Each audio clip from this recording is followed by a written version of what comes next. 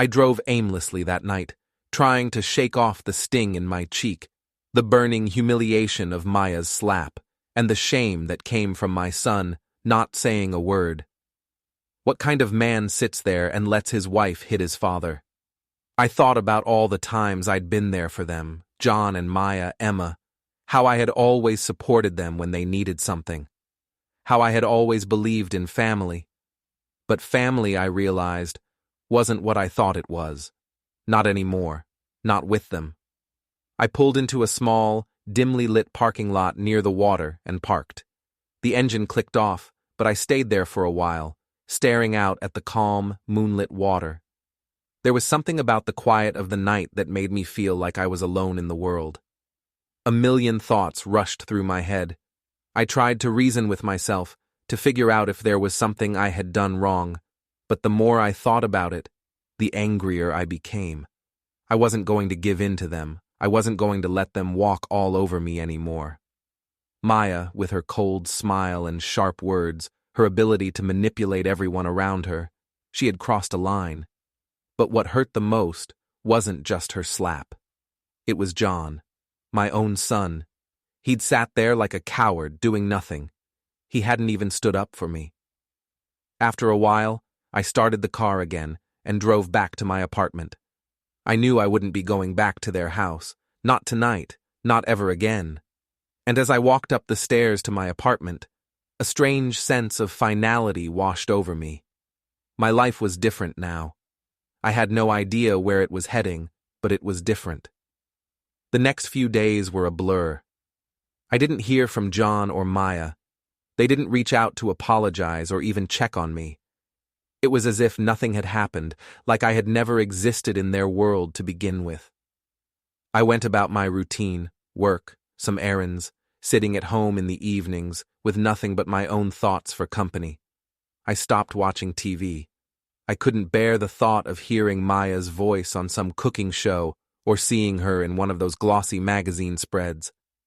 I deleted all the messages, all the reminders of what I thought was a life built on love and respect. 3 weeks later, it was Thanksgiving. I received an invitation from Maya.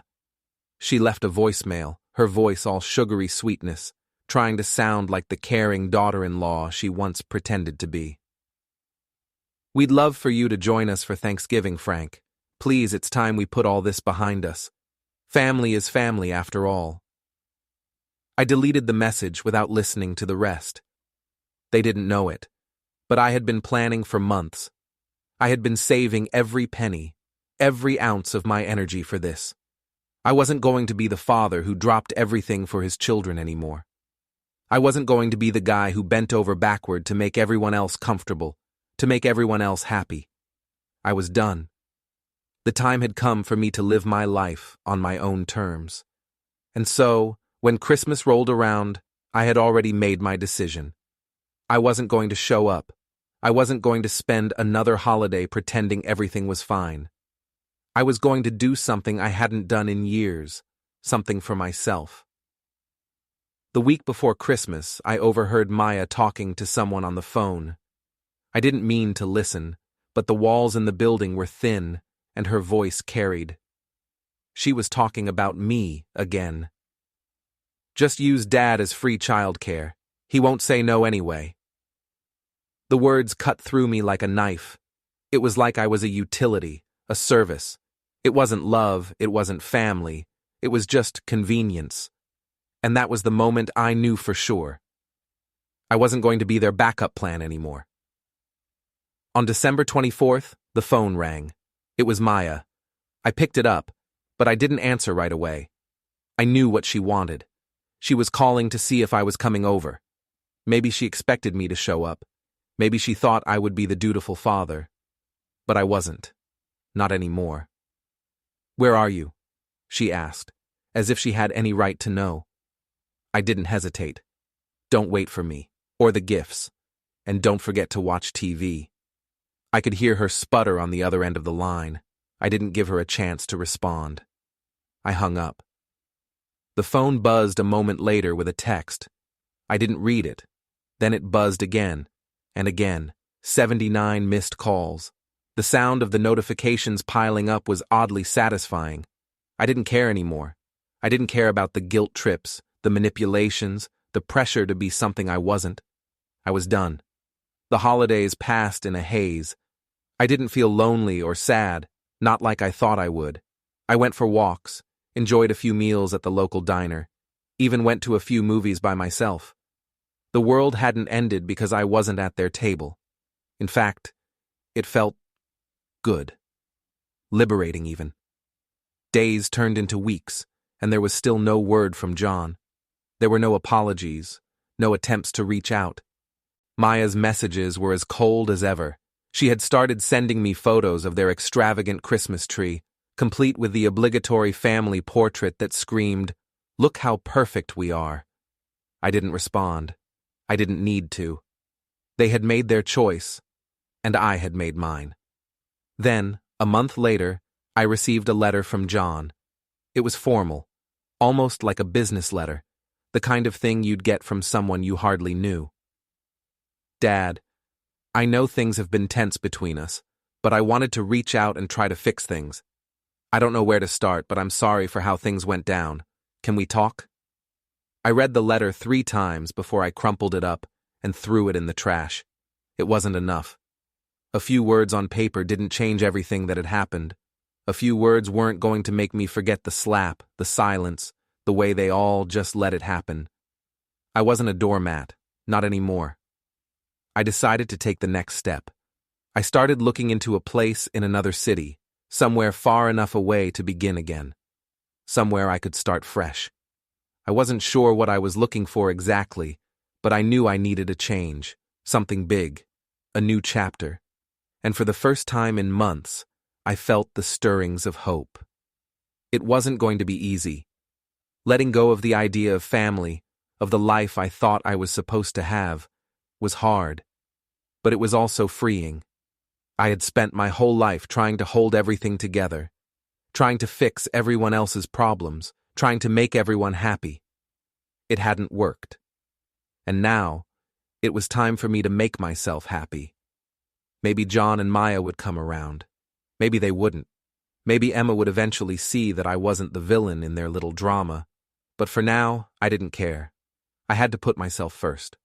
The hardest part was accepting that family wasn't what I thought it was. It wasn't loyalty without question, respect without effort. It wasn't unconditional love. It was something more complicated, more fragile than I ever imagined. But I didn't need them to define who I was. I was Frank Brennan, and for the first time in a long time, I was going to live for me. I packed my things slowly, taking only what I needed. The rest, I left behind. Let them deal with it. Let them figure out what it meant to have a father who no longer played by their rules. I was done. And that was the beginning of something new. Before we go any further, take a second to subscribe and like the video. It really helps the channel grow. And tell us in the comments, what would you do in this situation? The phone call with John had been a mess.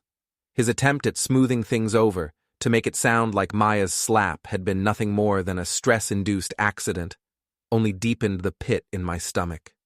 There was no remorse in his voice, no real apology, just a vague, half-hearted excuse wrapped in a call for more. And then, as always, the same demand. The apartment. It was like I wasn't even human to him anymore, just a tool, an object to be used when needed. I set my phone down with a sense of finality. The conversation had drained me, but more than that, it made me angry. That anger simmered under the surface, ready to boil over. My eyes flickered to the bruise on my cheek again. The purple-yellow hue of it was so vivid, so unmistakable, that it hurt to look at. It was ugly, impossible to hide, and it would last for weeks. Every time I saw it in the mirror, I would be reminded of what Maya had done, of what John had allowed. But it wasn't just the slap that hurt. It was the whole damn situation, the apartment. That small, nondescript place I'd bought 10 years ago as a way to make a little extra income, to invest in something stable. It was nothing special. 1 bedroom, 1 bath, nothing fancy, but it was mine, and it had been sitting empty for 6 months now, gathering dust. But that didn't seem to matter to John and Maya. They needed it. No, they wanted it. I could feel it in my gut. It wasn't just about the space, it was about control. It was about the same pattern they'd followed with everything else. They didn't ask for what they wanted, they demanded it. And they didn't take no for an answer. But I wasn't going to give in this time. I had made up my mind, and I was done. They had crossed a line, and I wasn't going to let them do it again.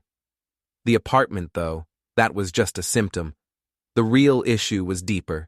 Something had been wrong for a long time, but I had ignored it. Maybe it was because I wanted to believe in the idea of family so badly. Maybe it was because I thought they needed me. Maybe it was because I thought loyalty meant loyalty. But now I was starting to see things for what they were. John and Maya weren't interested in family. They were interested in using me, and worse, they were doing something illegal, something that could ruin my life if I wasn't careful. 3 weeks earlier, I had been helping Emma move some boxes from a storage unit she'd rented. We had been chatting, well, she had been complaining about how tough things were, about how John was stressed about money. And then she had dropped it. This offhand comment about how John had an amazing side business, one that was totally legal, but you wouldn't understand, Dad. That comment had piqued my interest. At the time, I'd brushed it off, thinking maybe it was just another one of her exaggerated stories, but something about the way she said it, the way she hesitated, made me start paying closer attention to what was really going on. I hadn't meant to see what I saw. It had been an accident. I'd gone over to John and Maya's house to help Emma grab her laptop from John's office. I didn't think twice about it, just a simple task. But when I opened the laptop, the printer was running. Page after page, it was spitting out something. At first, I thought it was just junk, maybe receipts, maybe tax forms. But then I saw it. I caught the edge of one of the pages, and it made me freeze. They were bank transfers. Dozens of them. Each one just under $10,000. I had no idea what it meant at first, but my instincts kicked in.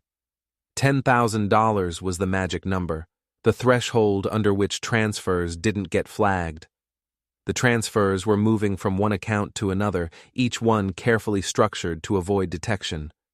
But it wasn't just the money that caught my attention, it was the names, the accounts, and then, right in the middle of it all, there it was, my name, my full name, my social security number, my signature, forged with eerie precision.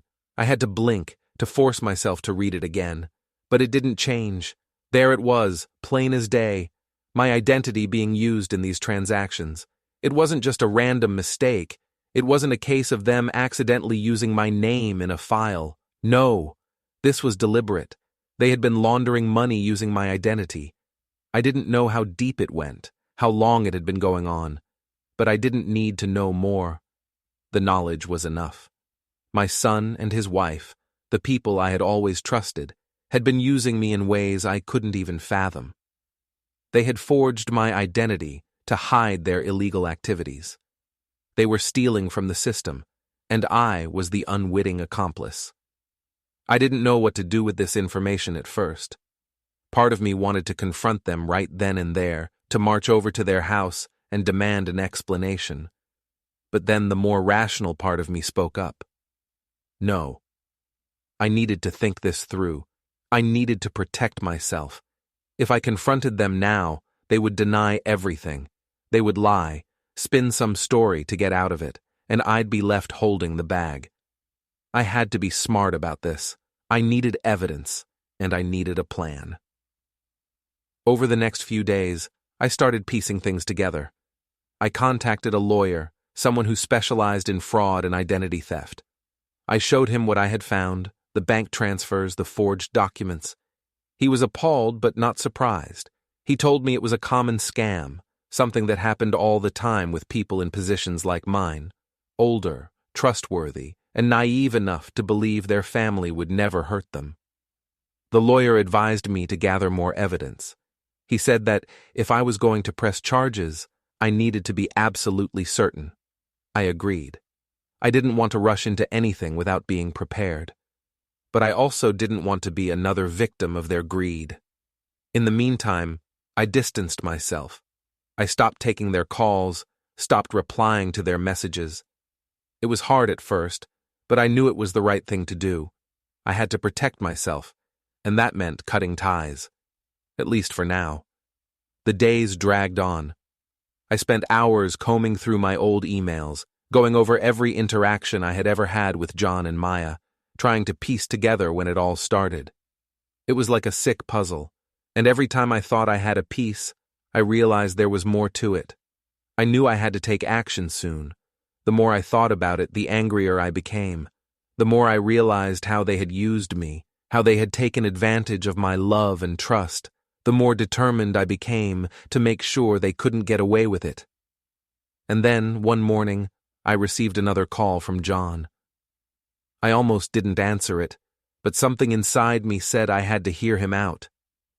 "Dad," he said, his voice cold but trying to sound sincere. "We need to talk. Maya's really sorry about everything that happened. She's been going through a lot, and we just want to fix things with you. We're family, Dad. Don't let this ruin everything." I gripped the phone tighter, my knuckles going white. Everything inside me screamed to hang up, to block his number and never look back. But I stayed calm. "John," I said, keeping my voice steady, "I know what you've been doing. I know about the money, about the fake transfers, about everything." There was a long pause on the other end of the line. "I don't know what you're talking about," he finally replied, his voice faltering just slightly. "Don't play dumb," I said. "You've been using my identity to launder money, and I've got proof. Enough to send you both to jail. So don't think for a second that I'm going to fall for your bullshit this time." Another pause, longer this time, and then, quietly, John spoke again. "Dad, please, we didn't mean for it to go this far, but it's not too late. We can fix this." I leaned back in my chair, a smile forming at the corner of my mouth. "You can't fix this, John. Not anymore." And with that, I hung up the phone. This time, I wasn't going to be the one to fix things. This time, it was about me. It was about protecting myself, about making sure they couldn't hurt anyone else the way they had hurt me. And I was ready to fight for it. I spent the next 2 weeks becoming a detective in my own life. I pulled my credit reports. I checked every bank account. I dug through old emails and phone records. What I found made my stomach turn. They'd opened 3 credit cards in my name, maxed them out, then paid them off using money from accounts I'd never seen before. On paper, I looked like a model citizen with excellent credit. In reality, I was a prop in their scheme. The apartment was the next step. They needed a physical address that wasn't their own. Somewhere to receive packages, forward mail, create another layer between them and whatever they were really doing. I called Sheriff Tom Bailey.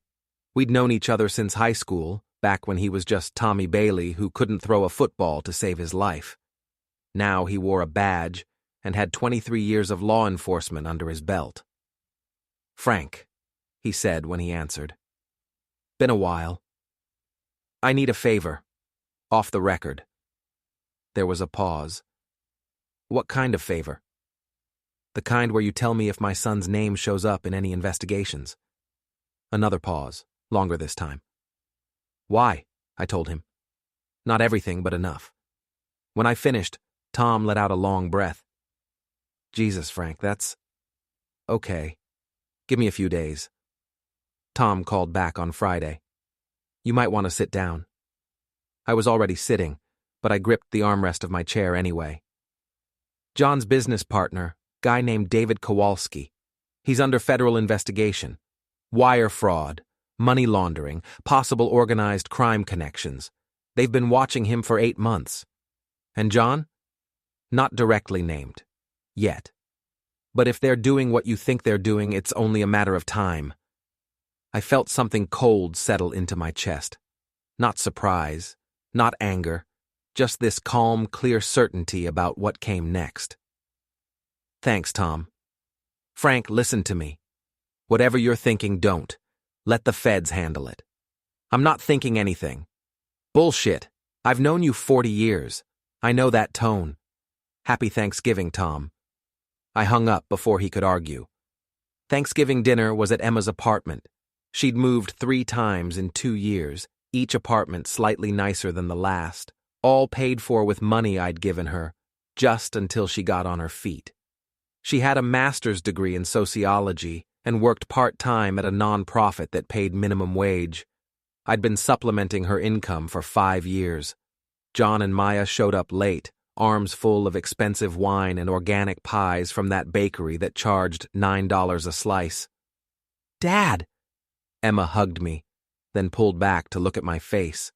The bruise had faded but was still visible. What happened? Walked into a cabinet, I said. Maya smirked from across the room. She knew I was lying. She knew I knew she knew. Dinner was exactly the kind of passive-aggressive nightmare you'd expect. Emma kept trying to make conversation. John kept checking his phone. Maya kept making little comments that could have been jokes or insults, depending on how you took them. So, Frank, Maya said, pouring herself a 3rd glass of wine. Thought any more about the apartment? No. That's a shame. We're willing to pay above market rate, $2,000 a month. The apartment normally rented for $1,200. Still no. She tilted her head, studying me like I was a bug under glass. Why are you being so stubborn about this? Because it's mine. You're not even using it. Doesn't matter. John set down his fork. Dad, come on. This is getting ridiculous. What's ridiculous is that you've been using my identity to commit federal crimes and think I don't know about it. The room went silent. Emma's mouth fell open. John's face turned white. Maya's expression didn't change at all. I don't know what you're talking about, John said finally. I pulled out my phone and laid it on the table. On the screen was a photo of one of the documents I'd found, bank statements with my forged signature. Try again. John stood up so fast his chair fell over. You went through my stuff? You stole my identity. I was helping you, building your credit. You should be thanking me. Thanking you.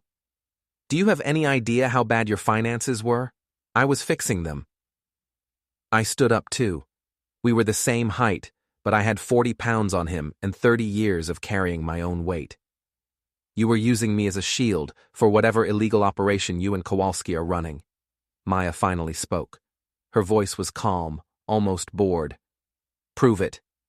I don't have to prove it. The FBI will. That got her attention.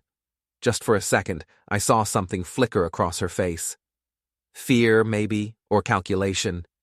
You wouldn't, she said. Try me. John grabbed my arm. Dad, please, let's talk about this. I pulled away. We're done talking. All of us. I want you out of my life. You don't mean that, Emma said, tears in her eyes. But I did. I walked out of that apartment and didn't look back. For the next few days, the calls didn't stop.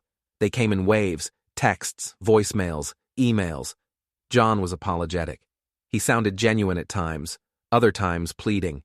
Emma was confused, her messages desperate as she tried to make sense of everything. Maya, on the other hand, was blunt. She resorted to threats. It was as if she thought I would back down, would cave under the pressure of their guilt and manipulation. I didn't respond to a single one. I wasn't sure what I had expected from them, but it certainly wasn't this. Part of me had hoped that they'd finally realize what they had done, that they'd come to me, humble and apologetic, seeking redemption. But instead, they only confirmed what I had known all along, that they were more concerned with saving themselves than with repairing the damage they'd caused. On the 4th day, the doorbell rang. I wasn't expecting anyone, but when I opened the door, I wasn't surprised to see Tom standing there.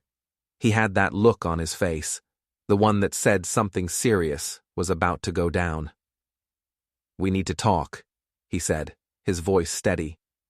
I stepped aside to let him in. watching as he surveyed the space with the keen eyes of a former cop. There was something methodical about the way he moved, like he was cataloging everything he saw, even off duty. It made me uneasy, as if he was expecting something, some clue that would tip him off to the bigger picture.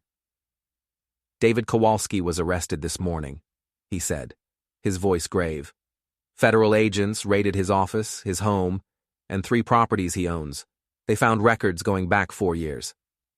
I blinked. The name didn't register at first, but then it hit me. Kowalski was a name that had been thrown around in the same circles as John and Maya. He was one of their contacts, one of the people they'd been involved with. I hadn't paid much attention to it at the time, but now it felt like a piece of the puzzle was falling into place. "And?" I asked, trying to keep my voice steady, even though I could feel my pulse quickening. "Your name's on some of them," Tom said, his tone sharp. My stomach dropped. "How much trouble am I in?" Tom hesitated, his eyes flicking briefly to the side. "Right now, none. They know it's fraud. But Frank—" He paused again, clearly weighing his next words. "They want you to cooperate." I took a step back, the air suddenly thick with tension. "Meaning?" "Meaning they want you to testify against John." I sank down onto the couch, the weight of the words hitting me like a ton of bricks. This was it. The moment I had dreaded. The moment when I had to choose between my son, the person I had raised, loved, and trusted, and my own conscience. The stakes were higher now than they had ever been before. "What happens if I don't?" I asked, trying to keep the panic from creeping into my voice. "They'll build their case without you," Tom replied. "Might take longer, might not stick as well. But if you don't testify, you're not helping them close the case. And that means John and Maya might slip through the cracks." I let that hang in the air for a moment. The silence was deafening. If I didn't cooperate, they'd still go after them. But it would be harder, slower, less effective. If I did cooperate, it would be over for John and Maya. There would be no getting out of it. They would face the consequences of their actions, and that meant prison time. "And if I do?" I asked, barely able to hear my own voice. "John goes to prison," Tom said, his gaze never wavering. "Maybe Maya too." I leaned back against the couch, my hand gripping the armrest as I tried to process everything. My mind raced, spinning in 1,000 directions at once. I thought about the slap. I thought about the forged documents. I thought about the way they had used me, manipulated me, treated me like nothing more than a tool for their own gain. I thought about the 5 years of Emma's rent that had disappeared, the smirks, the lies, and the deceit. I thought about John and how he had allowed all of it to happen. And I thought about Maya, her calculating cruelty, her coldness. The choice was clear. In some ways, it was simple. They had betrayed me. They had taken advantage of me. They had used my name to commit a crime, and they had tried to drag me down with them. But no matter how clear it seemed, no matter how justified I felt, the weight of the decision still hung heavily in the air. "When do they need my answer?" I finally asked, my voice barely above a whisper. "End of the week," Tom said. He looked at me for a long moment, as though waiting for something, for a reaction, for a decision. "Take your time, but you need to know this, Frank. If you testify, there's no going back. There's no undoing it, and you'll be forever marked by it. No matter what happens, your relationship with John and Maya will be irreparably damaged. It's not just about the case. It's about what happens after, so you need to think long and hard." Tom stood up and turned to leave, but before he could get to the door, I called out to him. "Wait," I said. "What if I just walk away from all of it? What if I just cut ties with them completely? If I stay out of it, if I don't get involved, is that an option?" Tom paused. "You could, but it won't make the problem go away. It'll just fester. They'll keep going, Frank. They'll find someone else to use, someone else to manipulate, and eventually, it'll come back to haunt you. Trust me on this." He gave me one last look, a mixture of sympathy and understanding, and then he was gone. I sat in the silence of my living room for hours after that. The decision weighed on me, pressing down on my chest like a physical burden. My mind replayed everything, the slap, the lies, the deceit, and it kept coming back to one thing. They hadn't just used me for my apartment, for my trust, for my money. They had used me for something far worse. They had used me as a shield, a pawn in their criminal activities. The anger I had been holding in for months began to surface again, bubbling up inside me, making my heart pound in my chest. I had been too patient, too forgiving, too willing to overlook their behavior. But now, they had gone too far. They had crossed a line that I couldn't ignore. I couldn't be a part of this anymore. I couldn't let them get away with it. But the other part of me, the part that still loved my son, that still believed in the family I had worked so hard to build, couldn't let go so easily. How could I betray him after everything? I didn't have an answer. Not yet. By the time the sun dipped below the horizon, I had made my decision. It wasn't a clean one. It wasn't a choice I could be proud of. But I had to face the truth of it. John had made his bed, and now he would have to lie in it. He had chosen his path, and I was no longer going to be the one to shield him from the consequences.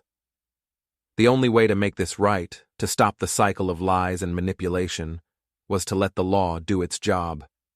I would testify.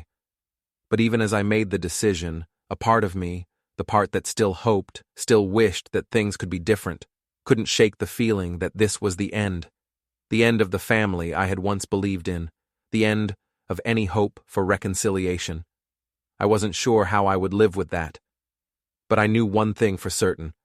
I would never again be the person I had been before. The person who put family first, no matter the cost. That part of me was gone. And I wasn't sure who I would be when it was all over. The call came 2 days later, not from the FBI, from Maya. "We need to meet," she said. No greeting, no pleasantries. "No. Frank, listen to me very carefully.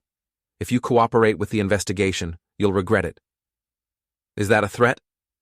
"It's a promise. We have information about you, things you wouldn't want public."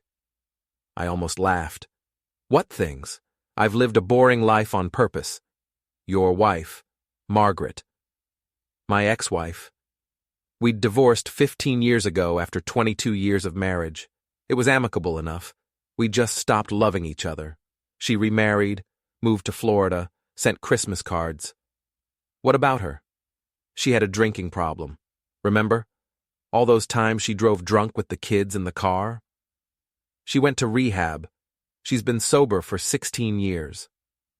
"Doesn't matter. We have photos, dates, times.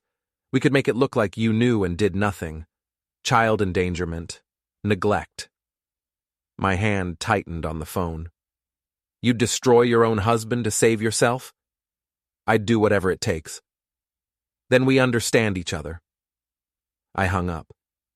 That night, I made my decision. The FBI office was downtown, a bland government building that looked exactly like every other bland government building in America. I met with Special Agent Sarah Agent Sarah Walsh, and her partner, Agent James Rivera. "Mr. Brennan," Walsh said, shaking my hand, "thank you for coming in. Let's skip the pleasantries. What do you need?" We sat in a conference room for 4 hours. I told them everything. The forged documents, the credit cards, the bank transfers, the apartment. I showed them my own records, my credit reports, every piece of evidence I'd collected. When I finished, Rivera leaned back in his chair and whistled. "Your son's a piece of work." "Yeah." "This helps our case considerably," Walsh said. "With your testimony, we can build a solid prosecution. But I need to be honest with you. This is going to get ugly. Your family will hate you. They already do. It'll get worse." I thought about Maya's threat, about John's excuses, about Emma's willful blindness. "I'll survive." We spent another hour going over details. They'd need me to testify before a grand jury. Then, if it went to trial in front of a judge and jury. My identity theft case was clear-cut, but the money laundering charges were more complex. Kowalski was the big fish. John was medium-sized. Maya was the question mark. She's smart, Rivera said. Kept her name off most documents, used shell companies. We might not be able to prove direct involvement. She's the one running everything, I said. John's not smart enough to set this up. Can you prove it? I couldn't. As I was leaving, Walsh handed me her card. If they contact you again, call me immediately. And Mr. Brennan, watch your back. Thanksgiving came and went. The entire holiday season really felt like a blur, a strange, quiet gap in time. I had spent years preparing for it, but this year it felt different. For the first time in a long time, there was no family dinner to plan, no gifts to buy, no traditions to uphold. It should have felt sad, lonely, a quiet ache for the things I had lost. But it didn't. Instead, it felt like relief, like the weight of all those years of sacrifice, of putting others first, had finally been lifted off my shoulders. For the first time in what felt like forever, I could breathe. I spent my days putting my house in order, literally and figuratively. There were things that needed to be done, things I had been putting off for years, 30 years of paperwork, years of bills, old tax returns, random receipts that had cluttered every corner of my life. I sorted through it all, throwing away what I didn't need, organizing what I did. Each piece of paper was like a small step toward putting the chaos of my life behind me. I fixed the leaking faucet in the bathroom. I painted the guest room, kept my hands busy so my mind wouldn't wander to places I didn't want to go. I didn't want to think about them, John, Maya, Emma. I didn't want to let them back into my head, not when I was finally feeling like I had control over something again. But they wouldn't leave me alone. They couldn't, not when things were coming to a head. The grand jury indicted John and Kowalski on December 15th. Money laundering, wire fraud, identity theft. My name had appeared on the list of charges. John made bail. Kowalski didn't. That didn't surprise me. Kowalski was a pawn in the game, and now he was being thrown to the wolves to protect the bigger players. John, though, had enough money, enough connections to get out. For now. The phone call came a few days later. Emma. She was crying. How could you do this to us? She asked, her voice trembling. I could hear the hurt in her voice, the betrayal. Part of me wanted to reach out, to comfort her, to tell her everything would be okay, that this wasn't what it seemed. But I couldn't. I had made my decision. I had already seen enough of what John and Maya were capable of. I didn't do anything, I said. John did. John is your son, she screamed, as though that should have meant everything, as though being my son somehow gave him a free pass to commit crimes in my name. And I'm supposed to let him commit federal crimes using my name? I asked, my voice sharp. The frustration, the anger that I had kept bottled up for months, finally spilling over. Is that what family is supposed to be? Family protects family, she cried out, like it was some sort of mantra, a rule, a law that had to be followed no matter what. Then where were you when Maya slapped me? Where were you when John was stealing from me? Where's my protection, Emma? I didn't want to ask her these questions. I didn't want to make her feel the weight of everything she had ignored, everything she had allowed to happen. But it was the truth, and she needed to hear it. There was a long silence on the other end of the line. She didn't have an answer for that. She couldn't. I'm sorry, was all she managed to say before hanging up. I didn't call her back. I didn't need to. I didn't need to explain myself to her or to anyone else. I had made my decision, and now it was out of my hands. John's lawyer tried to negotiate a plea deal, of course. That's what they always do when the evidence is stacked against them. But the prosecution wasn't interested in making deals. They wanted a trial. They wanted to make an example of John, to send a message that white-collar crime had consequences. They were ready to drag him through the mud, to make him pay for everything he had done. Which is how I ended up sitting in a witness preparation room on December 23rd, going over my testimony for the 100th time. I sat across from Walsh, the prosecutor. She was a no-nonsense kind of woman, one who didn't waste time with pleasantries. She had a sharp gaze, a way of reading people that made me uncomfortable, but she was the one I needed now. I needed to be prepared. I needed to be ready for everything they were going to throw at me. "They're going to try to discredit you," Walsh said, her voice calm but firm. "They'll make you look like a bitter old man who's lying for revenge. They'll say you're just trying to get back at John for everything he's done to you." "Let them try," I said, my voice steady. I had heard it all before. I had already made my peace with what was going to happen. If they wanted to paint me as the villain, fine, I could take it. But the truth was on my side, and I wasn't going to let them twist it. "They'll bring up your divorce," she continued, as if reading from a list of things they would use against me. "Your relationship with your kids. They'll make you look neglectful. They'll try to make you look like the bad father." I know. I had been bracing for that. The divorce, the years of strained relationships, the way my kids saw me now. They would try to turn it all against me, to say that I had been a failure as a father, a failure as a person. But I was ready. I wasn't going to back down. She studied me for a long moment, like she was trying to figure out if I was just putting on a brave face or if I actually believed what I was saying. "You're really okay with this?" she asked, her voice softer now, almost like she was giving me an out. "I'm really okay with this," I said, with more conviction than I had ever felt in my life. The truth was, I had never been more certain about anything. This wasn't revenge. This wasn't about punishing John or Maya for what they had done to me. This was about justice. There was a difference. I wasn't the one who had crossed the line. They had. They had broken the law, they had used me, and they had hurt the people closest to me.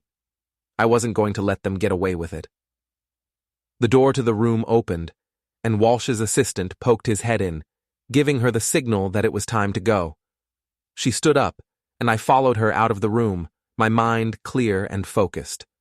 I knew what I had to do. There was no going back. That night, I went back to my apartment. I had done everything I could to prepare, to make sure I was ready for the trial. I had spent hours going over my testimony, memorizing every detail, every word. But it still felt surreal. I sat down in my recliner, staring at the empty space around me, and I realized something. I was alone, completely and utterly alone. I wasn't sure when it had happened, when I had crossed the line from being a father, a man who cared, to someone who had been forced to make an impossible choice. But I knew one thing for sure. I couldn't go back. The path I had taken was the only one that made sense. I couldn't undo what had been done. I couldn't make everything right again. But I could stand tall, and I could see this through to the end. Tomorrow was going to be the hardest day of my life. But I was ready. I had to be. On December 24th, at 2 p.m, I was sitting in a TV studio, not as a witness, as something else entirely. See, what I hadn't told anyone, not Walsh, not Rivera, not Tom, was that 3 weeks earlier, I'd been contacted by an investigative journalist named Patricia Reeves. She worked for a national news program, the kind that did long-form investigations into corruption and crime. She'd been following the Kowalski case. She'd seen my name in the court documents. She'd done her research. "I want to tell your story," she'd said over coffee at a diner near my house. "Not just the fraud, the whole thing. What it's like when your own family betrays you." Why? Because it's not just about you. There are thousands of people whose identities get stolen by family members, parents, kids, siblings, and nobody talks about it because of shame. I'd thought about it for 2 days. Then I called her back. "Let's do it." We spent a week filming. Me, walking through my apartment. Me, showing the forged documents. Me, talking about the slap, the threats, the slow realization that my children saw me as a tool to be used. The segment was set to air December 24th at 7 p.m., prime time, right when families gathered for Christmas Eve. At 2:15, my phone started ringing. John. Dad, what the hell did you do? You'll find out tonight. What's that supposed to mean? Turn on Channel 7 at 7. Watch with Maya and Emma. Should be enlightening. Dad, I hung up. At 6:55 p.m., I turned on my TV. The opening credits rolled for Special Report with Patricia Reeves. Then Patricia's face filled the screen. Tonight, we bring you the story of Frank Brennan, a 57-year-old retired engineer whose own children committed identity theft and fraud using his name. But this isn't just a story about crime. It's a story about family, betrayal, and the courage it takes to do the right thing when everything tells you to stay silent. Then my face appeared. Younger me, from the interview footage. My son slapped by his wife in front of our family, I heard myself say, and nobody did anything. That's when I knew I'd lost them, or maybe I never had them to begin with. My phone exploded. 79 missed calls in the first hour, texts, voicemails, Emma screaming, John threatening, Maya coldly demanding I call her back. I turned my phone off. The segment ran for 45 minutes. They showed everything. The documents, the timeline, interviews with Walsh and Rivera about the case, an expert talking about family fraud, and me talking about what it felt like to realize your children only loved what you could give them, not who you were. At the end, Patricia looked directly into the camera. Frank Brennan's testimony will be crucial in the upcoming trial, but beyond the legal case, his story raises questions we all need to ask ourselves. What do we owe our families, and what do they owe us? Or is respect, honesty, and decency what truly binds us together? The screen faded to black. Christmas morning, I woke up to silence. No phone calls, no texts, no angry voices demanding explanations.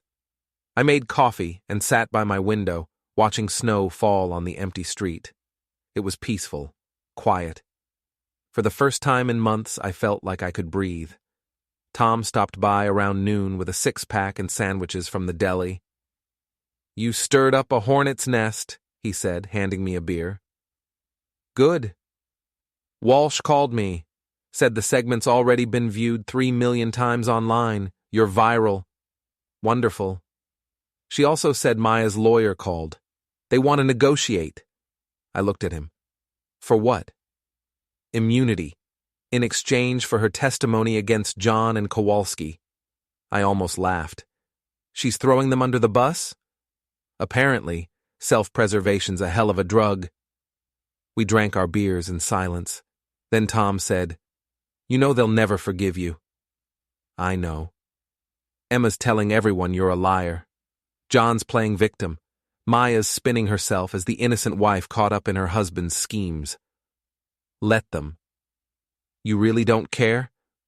I thought about it. Really thought about it. I care that they're liars and thieves. I care that they used me. But do I care if they forgive me? No. Because that would require them to admit they were wrong, and people like that never admit they're wrong. Tom nodded slowly. Fair enough. We finished our beers. He left around 3. I spent the rest of the day reading a book I'd been meaning to get to for 6 months. It was the best Christmas I'd had in years. The trial started in February. It lasted 3 weeks. I testified on day 8. John's lawyer tried every trick in the book. Made me look cold. Made me look vengeful. Suggested I was lying because I was angry about the divorce, about getting old, about being irrelevant. I stayed calm, answered every question clearly, stuck to the facts. Mr. Brennan, the lawyer said on cross-examination, isn't it true that you resented your son's success? No. You didn't feel jealous that he made more money than you ever did? I felt proud, until I learned he made that money illegally.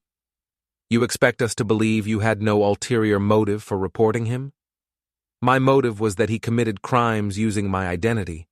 That's not ulterior. That's direct. The lawyer tried a few more angles, but I'd been preparing for this moment for months. Every question, every insinuation, every attempt to rattle me, I was ready. When I stepped down from the witness stand, I looked at John. He wouldn't meet my eyes. Maya stared at me with pure hatred. Emma wasn't there. She'd refused to come. Walsh had been right.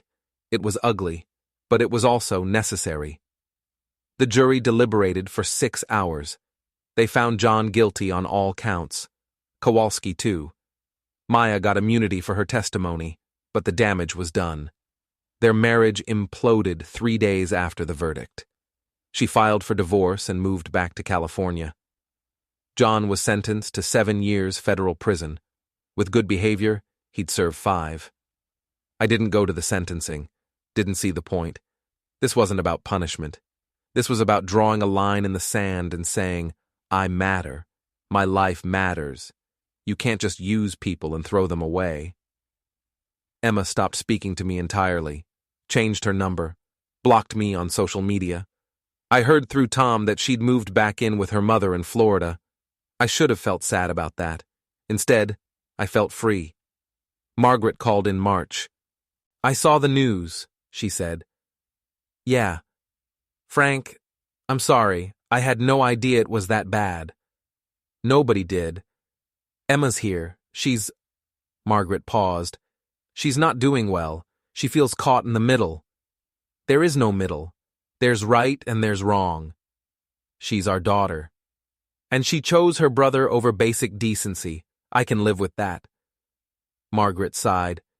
You always were stubborn. Runs in the family.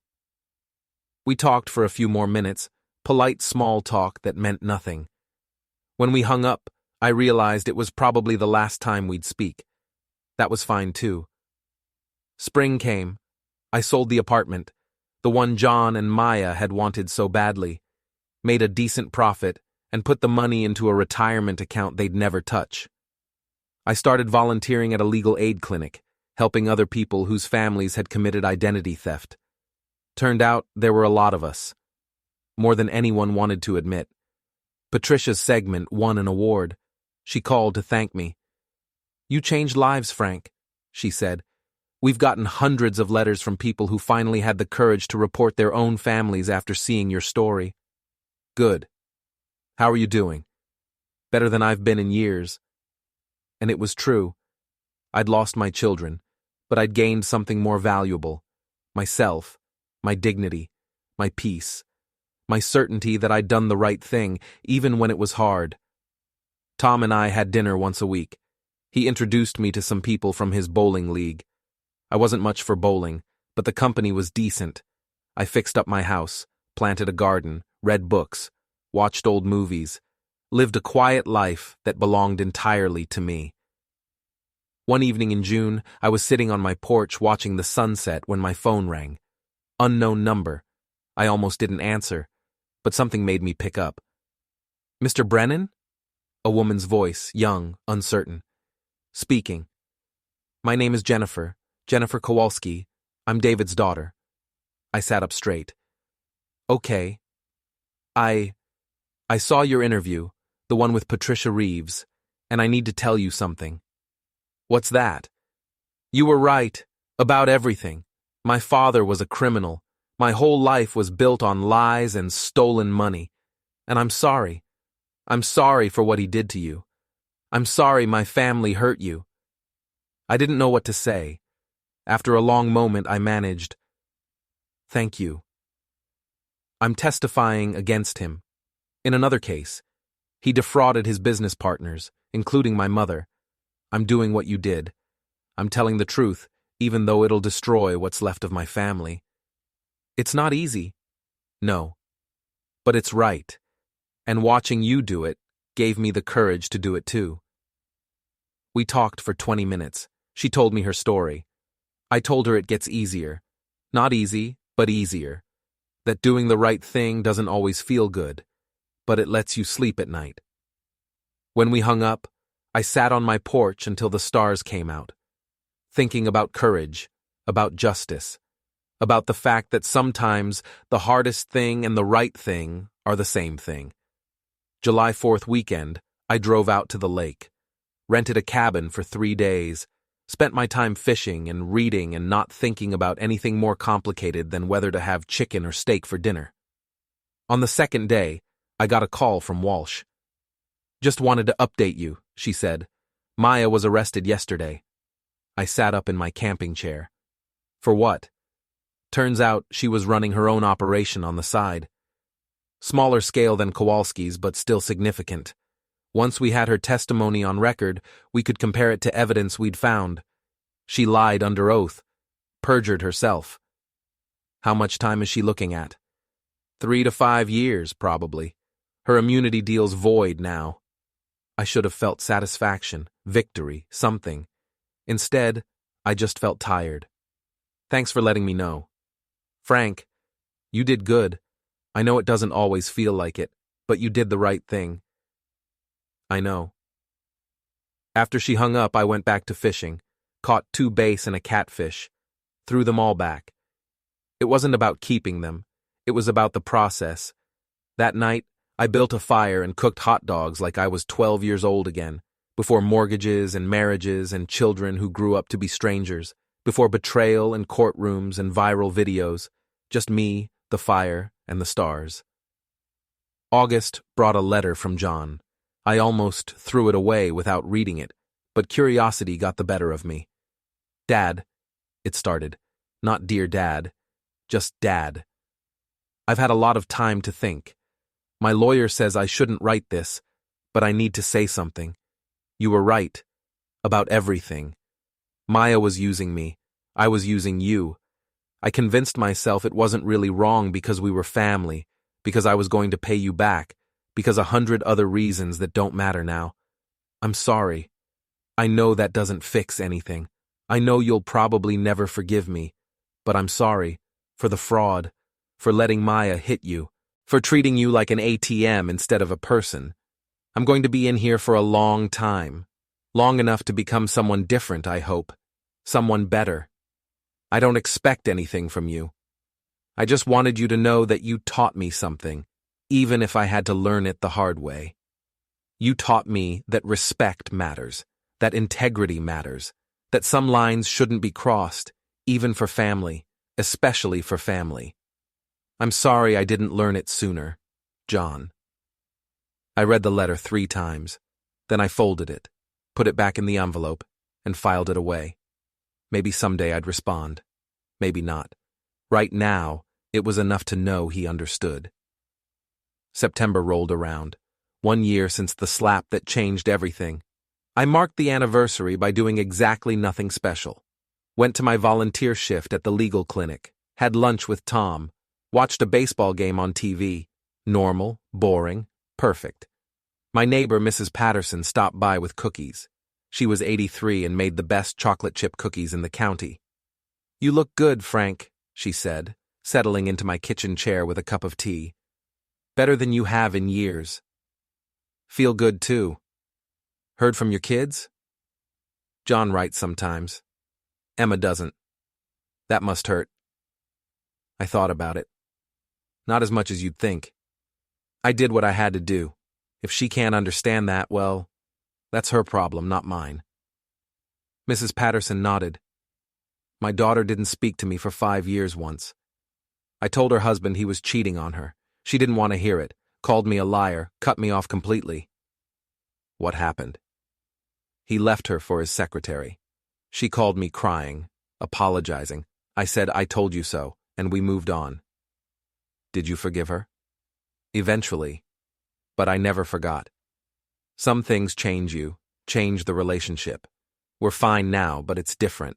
Less close, more careful." She left after an hour, taking her empty cookie tin with her. I sat in my kitchen, thinking about forgiveness and memory and the way some wounds heal but leave scars. October brought the first snow, early this year. I watched it fall from my living room window, remembering all the times I'd helped John and Emma build snowmen in the yard. Back when they were small and thought I was a hero, just for being tall. My phone rang. Florida area code. "Hello?" Dad? Emma's voice small and uncertain. My heart did something complicated. Emma.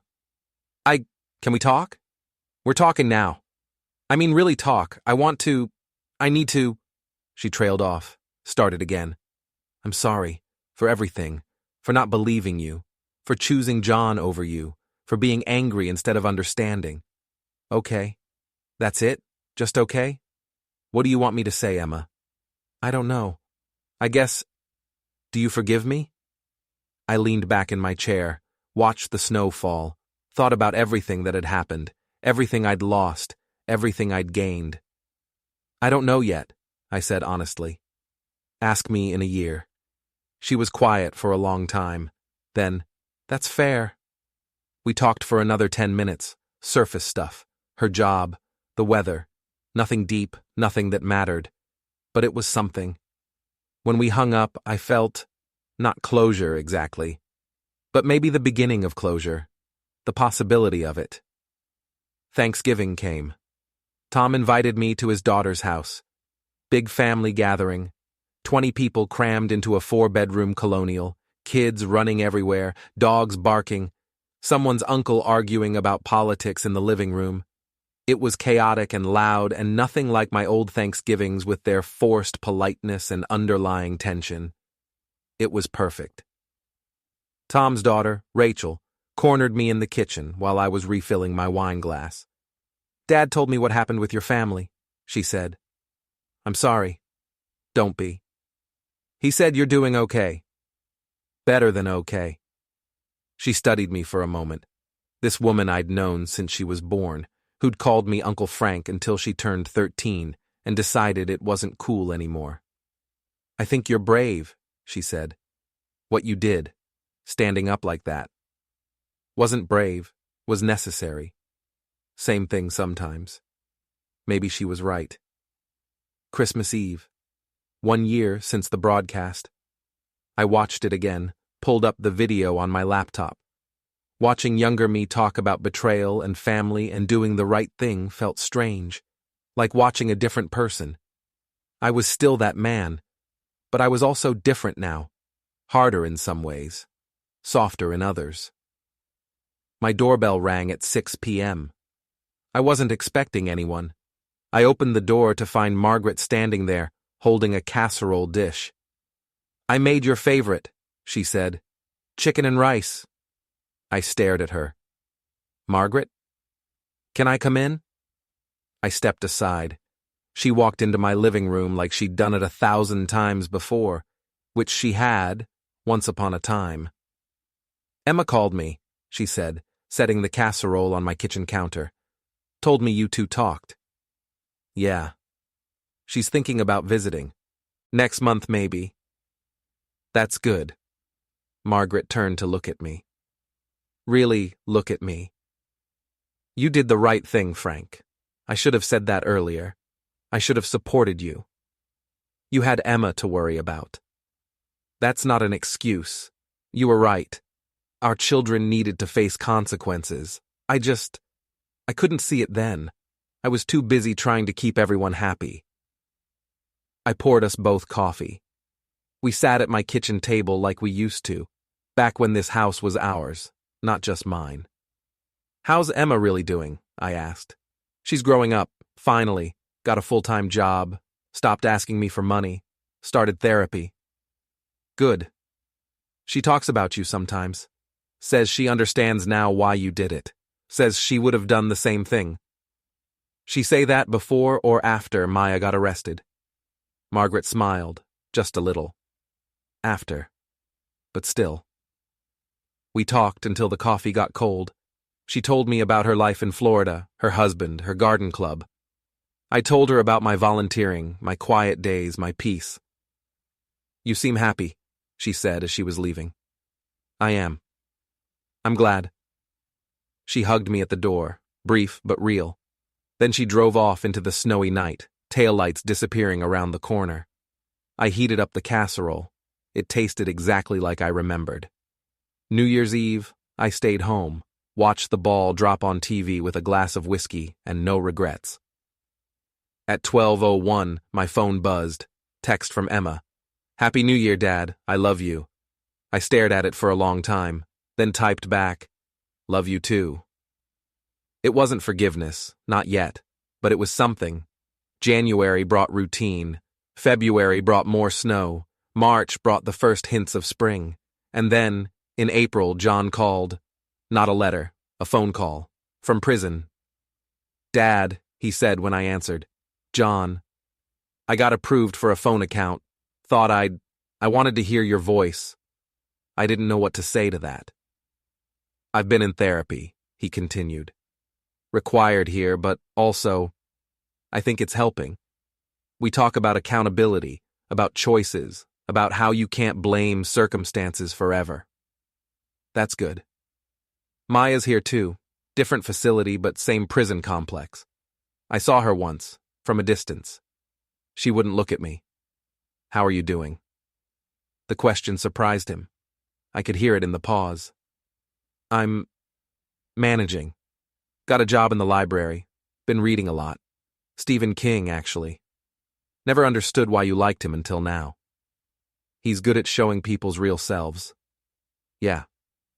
Another pause. Dad, I know I don't deserve to ask this, but will you visit? Someday? Not now, I understand if not now, but...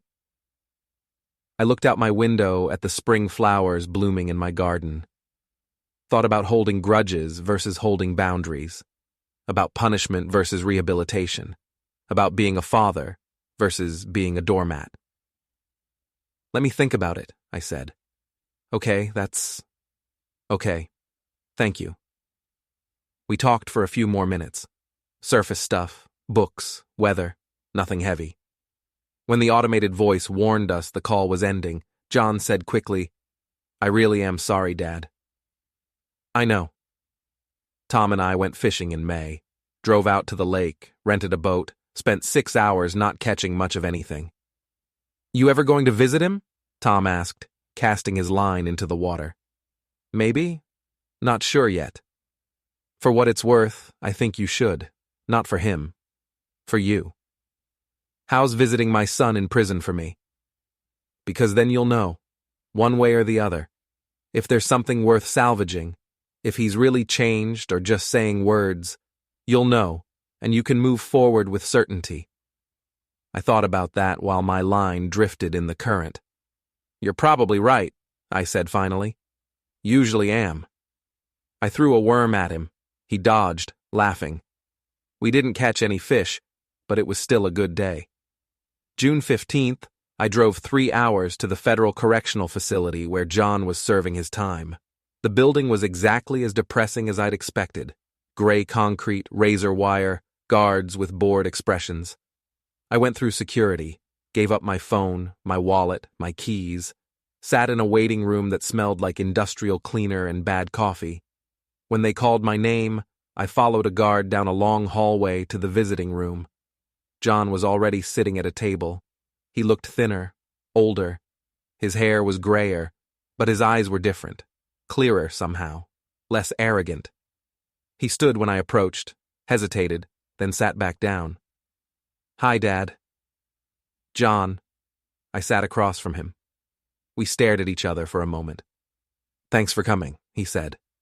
Yeah. I wasn't sure you would. Neither was I. We talked for an hour. He told me about his life inside, the routines, the people, the therapy sessions that were actually helping. I told him about my volunteering, about Emma's calls, about Margaret's visit. She told me she saw you, John said. Said you seemed good. I am good. I'm glad. He meant it. I could tell. Toward the end of the visit, he said, I don't expect you to forgive me. I don't think I deserve that. But I want you to know, you were right, about everything, and I'm trying to be better. The kind of man you could be proud of. I looked at this stranger, who used to be my son, saw glimpses of the boy he'd been, the man he'd become, the person he was trying to be. Keep trying, I said. It wasn't absolution, but it was acknowledgement. As I was leaving, John called out, Dad? I turned back. I'm glad you did what you did. Turned me in. If you hadn't, I'd be worse now, deeper in, more lost. You saved me by stopping me." I nodded, didn't trust myself to speak. I walked out of that prison feeling lighter than I'd felt in months. Summer passed quietly.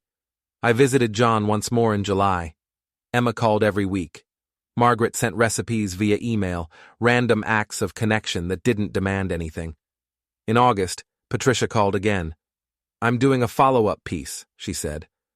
1 year later. "Would you be willing to participate?" "What angle?" "Healing. Forgiveness. How families move forward after betrayal." I thought about it. Okay. We filmed in September. Sat in my living room talking about the past year, about John's progress, about Emma's gradual return, about learning to be alone without being lonely. "Do you regret it?" Patricia asked near the end. "Reporting them? Everything that happened after?" "No." "Not even a little?" "Not even a little. I lost my family, but I gained myself.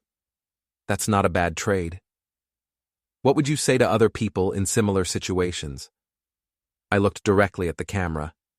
That family should be the people you can trust most, and if they're not, if they're hurting you, using you, taking advantage, you're allowed to protect yourself.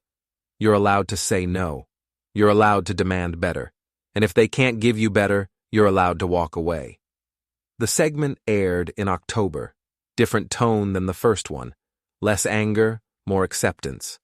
People responded well to it. I got letters, emails, phone calls from strangers sharing their stories. I answered what I could, offered what support I had to give. Turned out I wasn't alone. None of us were. Thanksgiving again. 2 years since the slap. Rachel invited me again. This time Emma came too. It was awkward at first. We hadn't seen each other in person since that disastrous Thanksgiving at her apartment. But Rachel was good at managing dynamics, kept things light, steered conversation away from anything too heavy. Emma and I ended up in the backyard after dinner, watching the kids play football in the fading light. "This is nice," she said. "Yeah. Dad, She stopped, started over. "I'm not going to make excuses. I was wrong. About everything. I chose wrong. I saw what I wanted to see because it was easier. I know. Is there a path forward? For us?" I watched a kid intercept a pass, doing a victory dance while his cousins booed good-naturedly. "I think so," I said. "But slowly. Carefully. You hurt me, Emma. Maybe not as much as John and Maya, but you did. You chose them over truth, over me. That's not something I can just forget." "I understand. But I'm willing to try. If you are." She nodded, tears in her eyes. "I am." We hugged, brief but real. A start. Christmas Eve came full circle, 3 years since Maya's slap, 2 years since the broadcast. I spent it at Tom's house with his family. Emma came, Margaret came with her husband. We had dinner and exchanged small gifts and played board games that got too competitive. It wasn't my old family, but it was family nonetheless. At midnight I drove home through empty streets, snow falling soft and quiet. Parked in my driveway and sat for a moment, looking at my house. Mine, paid off, secure. A place that belonged to me and me alone. Inside I made tea and sat by the window. Thought about the past 3 years, the betrayal, the testimony, the trial, the aftermath. Thought about John in prison, working to become better. About Maya in prison, probably still thinking she'd done nothing wrong. About Emma, learning slowly what family really meant. About Margaret, trying to bridge gaps she'd helped create. Thought about myself. 57, becoming 58, becoming 59. Older, grayer, but stronger. More certain, more whole. My phone buzzed. Text from Emma. "Merry Christmas, Dad. Thank you for not giving up on me." Then John. "Merry Christmas. Reading a book you'd like. Revival by Stephen King. Made me think of you." Then Tom. Stop overthinking everything and get some sleep, you stubborn bastard. I smiled, put the phone down, sipped my tea. The snow kept falling, the world kept turning, life kept going. I'd lost almost everything 3 years ago in that dining room when Maya's hand connected with my face. But I'd gained something too. Something more valuable than dutiful children or fake family dinners or money I'd never see again.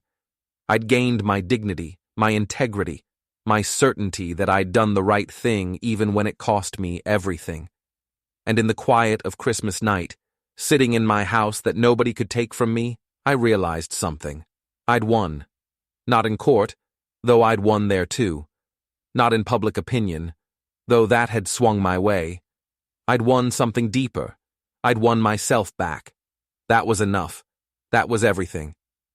I finished my tea, turned off the lights, went to bed in my own house, in my own life, on my own terms. Outside, the snow kept falling, covering everything in white, making the world new again, clean, fresh, full of possibility. Tomorrow I'd wake up and make coffee and read the paper. Maybe call Emma, maybe write to John, maybe just sit and enjoy the silence. Whatever I chose, it would be my choice, my life, my terms. After 59 years of living for other people, that was the greatest gift I could give myself, the freedom to simply be. And as I drifted off to sleep, I felt something I hadn't felt in years. Peace.